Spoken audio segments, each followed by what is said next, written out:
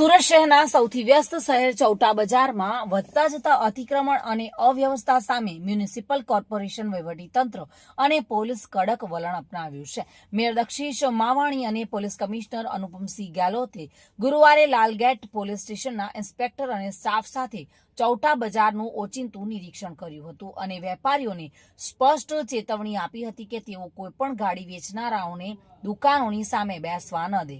નિરીક્ષણ દરમિયાન અધિકારીઓને બજારમાં વ્યાપક અતિક્રમણ જોવા મળ્યું હતું. રસ્તા પર બેઠેલા ગાડી વેચનારાઓ રાહદારીઓ અને વાહન ચાલકોને નોંધપાત્ર અસુવિધા પહોંચાડે છે. પરિસ્થિતિ એટલી ગંભીર બની છે કે ક્યારેક હોસ્પિટલ જતી એમ્બ્યુલન્સ પણ આ માર્ગ પરથી પસાર થઈ શકતી નથી. મેયર અને પોલીસ કમિશનરે વેપારીઓને કડક સૂચનાઓ આપી હતી કે પૈસા માટે ગાડી વેચનારાઓને દુકાનોની સામે માલ વેચવા ન દે.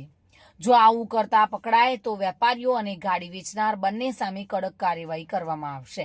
પોલીસે સ્થળ પર હાજર સ્ટાફને નિયમિત દેખરેખ રાખવા અને નિયમોના ઉલ્લંઘનના કિસ્સામાં તાત્કાલિક કાર્યવાહી કરવા માટે સૂચન કર્યું છે.